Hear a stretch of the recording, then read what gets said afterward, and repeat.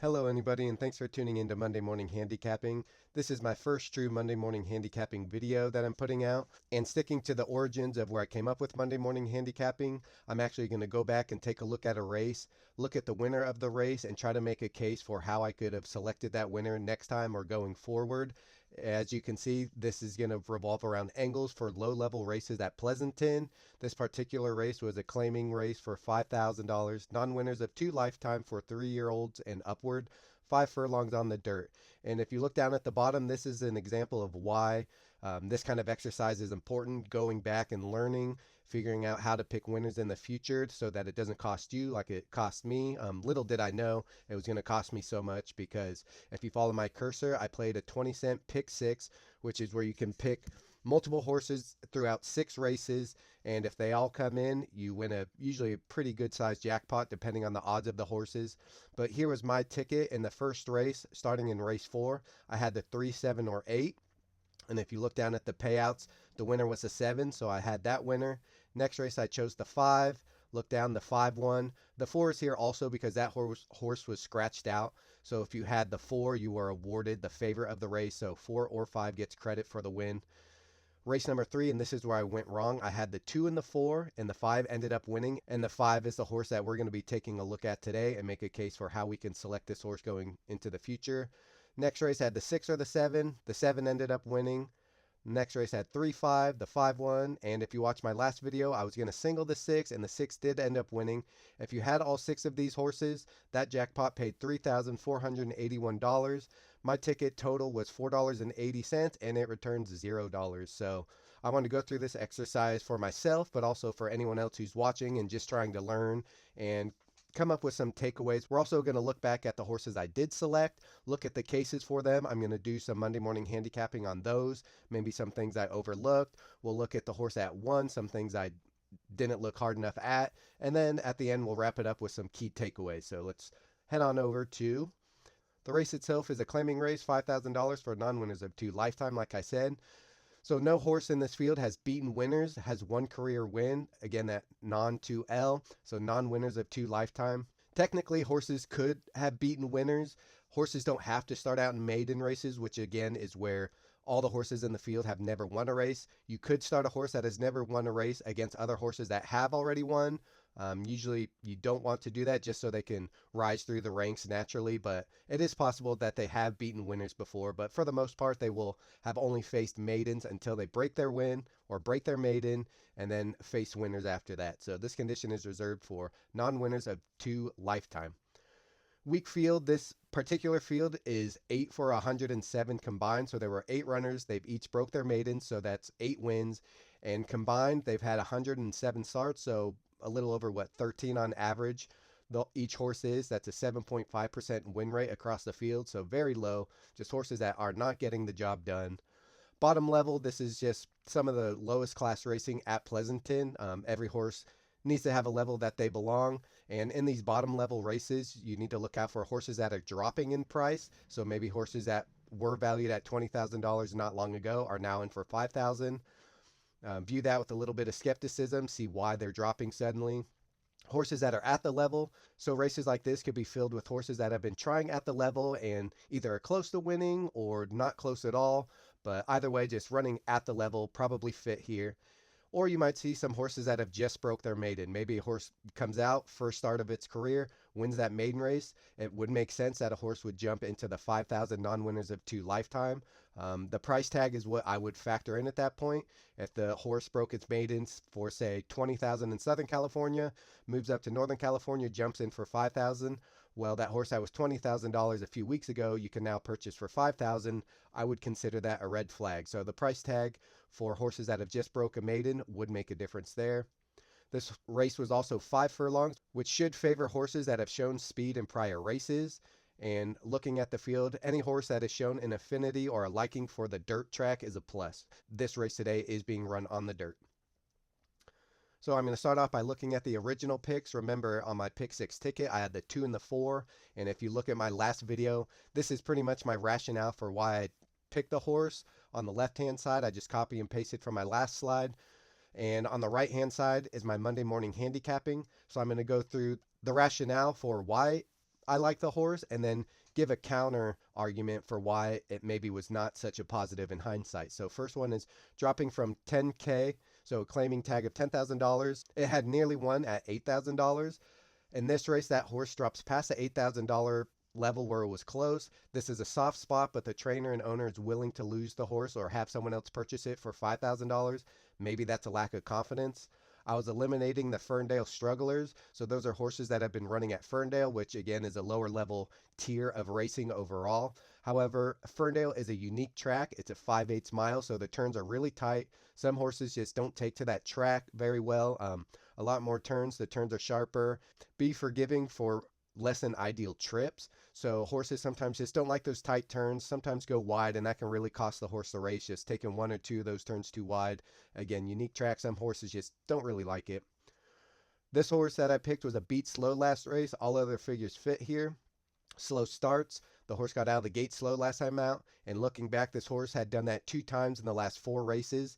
Maybe this was a sign for concern when coupled with the big drop. So the horse was dropping for a purchase price, also was getting out of the gate slow 2 times, and so maybe the horse would do that again. And in such a short race, giving up any sort of ground early can really be a detriment to your horse's chances of winning.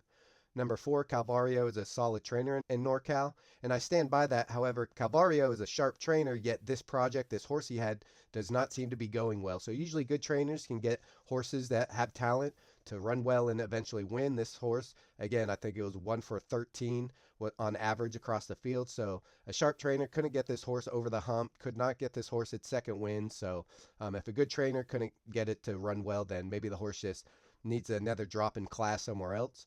This horse can sit right behind ample cheap speed. Sat behind and got the lead twice in the last 5 races and ended up losing both. So 2 times in the last 5 races, this horse sat behind the leaders, charged after them, took the lead, but also gave up the lead after that and ended up not winning either of those races, obviously. Looking at the other horse that I took, number 4, Lasmew, 10-1 morning line off at 7-1. Making its 4th career start of 4-year-old campaign off 10 months. Again, I said 4-year-olds can improve. The figures have been declining since that 4-year-old debut. The 3-year-old figures fit here. This horse hadn't run back to the 3-year-old figures in 3 tries as a 4-year-old. This horse ran an even sprint race for its 4-year-old debut, then went to a longer distance of a mile and faded, then made a middle move in a sprint.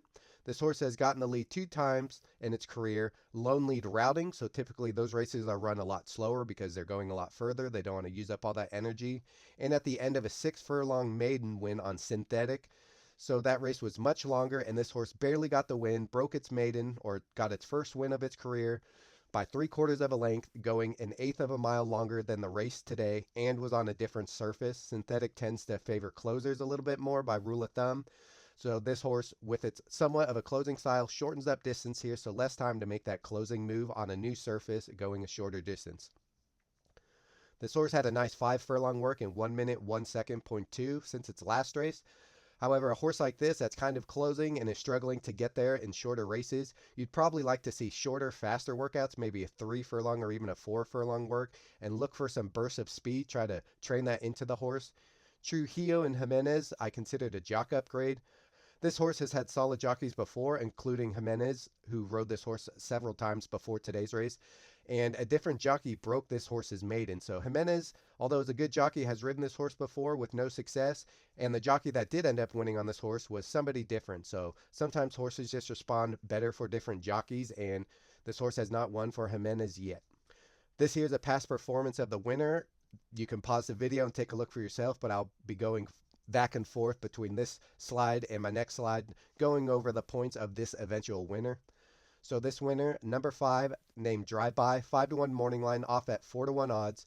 The sire of this horse, or the father, was a horse named Far From Over, and Far From Over's father was Blame. So just touching on the pedigree a little bit, so the mother of this horse, number 5, Drive By, was a horse named Peaked, and this horse's mother, Peaked, was out of a comic strip father. So comic strip was Peaked's father, and Peaked was this horse's mother. So just a little touch on the pedigree, maybe some names that will come up again when you're looking at 5-furlong sprints on the dirt.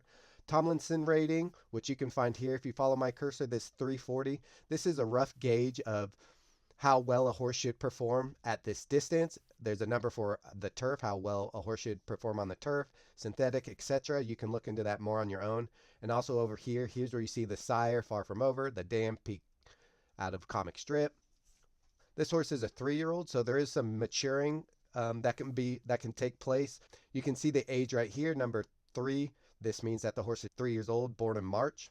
3-year-olds are typically pretty early in their career. They can definitely mature in their 3-year-old season up to their 4-year-old season. That's where you like to see them really take off and blossom as a racehorse. Number 2, you can look at the tote board. This works well with win and doubles, pretty much exclusively. When the odds open up, see what the morning line odds are of the horse and how people are betting it. If the horse is 10 to 1 on the morning line, but the odds open up and the horse was bet down to 2 to 1, then that means there's plenty of people in the public that like this horse and are putting their money on it. Use the tote board to your advantage. See where people are betting.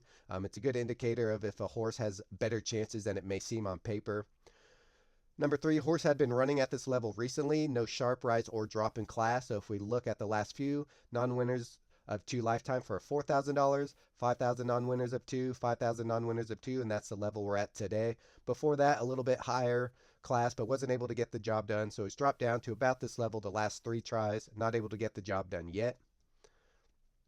Horse has shown speed and was cutting back from 6 furlongs to 5 furlongs.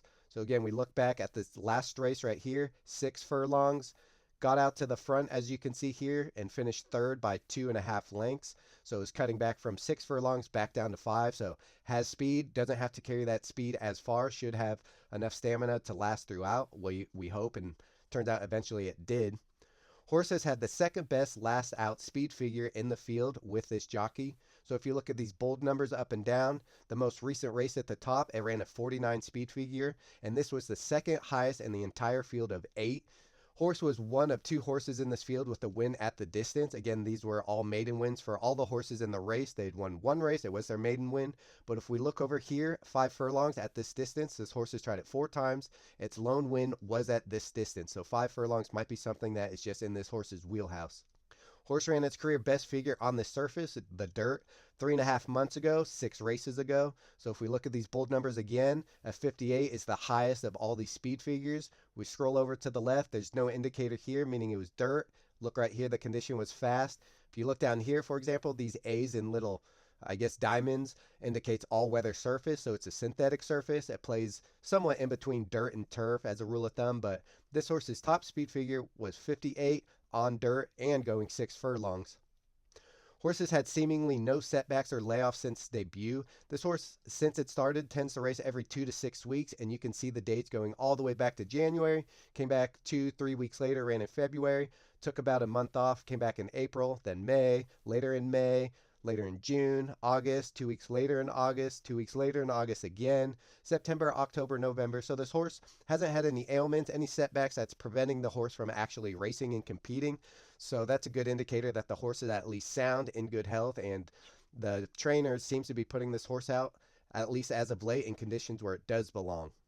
Overall takeaways: younger horses should be forgiven, older should draw skepticism. So in these weak fields, 3-year-olds that are still learning, still maturing, still putting on muscle, all that, be a little more forgiving when they haven't got the job done. If a horse is 4, 5, 6 and still in that non-winners of 2 lifetime class of racing, then it should draw your skepticism, and you should wonder if this horse really wants to be a racehorse at all. 2, value early speed and cheap short sprints. If there's contested speed where it looks like a lot of horses want to gun it to the front and have a tendency of fading or just going to challenge each other, make each other run too fast, too early, maybe you want to consider taking someone coming from off the pace a little bit and pass by those tiring front runners. But if there's not a whole lot of good speed, then value some of that early speed, especially in these 5 furlong sprints. Post position could be a consideration, especially at Pleasanton. At Pleasanton, for whatever reason, the rail just does not seem like the place you want to be. You'll see horses get off the rail in the stretch, and they're somewhere in the middle of the track. So when this horse broke from post position 5, it was probably on a good part of the track, and it did end up winning. This horse, number 5, ended up getting the lead by the first turn, and no horse could run him down late. It got close, but no horse could run it down late. Considered top most recent figures. Again, that was those bold numbers going vertically on the past performances. 3 of the top 4 last out figure horses ran 1, 2, 3 in this race. So if you go back and look at that bold number, if you took the 4 horses that had the highest last out speed figure right here, the most recent race, Three of those horses out of the four top figures ran one, two, three in the race. First place, second place, and third place. Consider horses that broke their maiden at the distance. Again, have wins at the distance for other low level races that are non winners of two lifetime. It's not just for this condition, but when it's a low level race, look for horses that seem to like this specific distance because a half furlong may not seem like much, but it really can make a big difference. So look at that, the horses that have a win at this distance and compared to the other runners in the race, maybe that I've tried several times and have no wins at the distance. If they haven't run at the distance before, it's going to require some extra scrutiny on your part, but just something to take a look at. Consider horses that are hanging around the level. Critique dumps, scrutinize risers. Horses that are racing at this level probably fit somewhere at this level, depending on how many tries and how close they are to actually winning, or horses that have never shown speed and not close to winning, you might want to toss out. But horses that have shown speed and haven't won at the level but are sticking around, you might want to take a closer look. Criticize or critique dump, so horses coming from a claiming tag of 10,000, 20,000, 50,000 coming from other circuits down to the bottom level at Pleasanton typically is a red flag. Why would someone give up their $20,000 horse for 5,000? Doesn't seem like a smart idea. Scrutinize the risers. So if it's a low level class and a horse is coming from even lower class, maybe didn't even win the race, but bumping up and claiming tag, take a long look and see if the horse has enough talent to be taking on some horses that may have more class. So if they're going up or down the class ladder, just really consider why they're moving up and down. Do they fit here? Or is it a dump? Or is it an ambitious rising class? Consider horses that have speed but also cutting back. For example, our horse had just run one of the top figures in the field at 6 furlongs, was cutting back an eighth of a mile entirely, so that speed should be able to carry a little bit further, well, a higher percentage of the total race distance. So not having to run as far, but still has that same speed. When it gets tired, hopefully can hang on and pass the wire first. And lastly, look for horses racing regularly. Some horses might have a lot of layoff lines that could indicate some injuries, some other form of setback. Some horses have breathing problems. Horses just not fit, not mature enough, just have some quirks about them.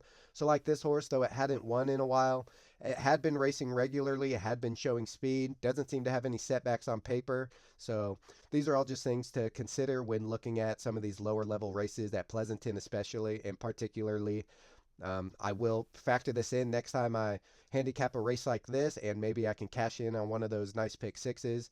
Again, just something for me to think about, to gnaw on, and hopefully some of you that struggle at some of these low level races can factor in next time you come across a field like this, and you, like I did, just sort of throw your hands up and say, you know, none of these horses have been winning. How can I pick a winner when no horses have a tendency of winning entirely? So I think a lot of food for thought. I think there's a lot for me to take away, especially that top most recent figure aspect. I'm going to take a long look at those, along with the distance and the running style of the horses, compare and contrast, and hopefully, again, like I said, just cash in on some of those medium prices and move on with my pick six and hope for the best. But anyways, thanks for watching. I hope someone learned something.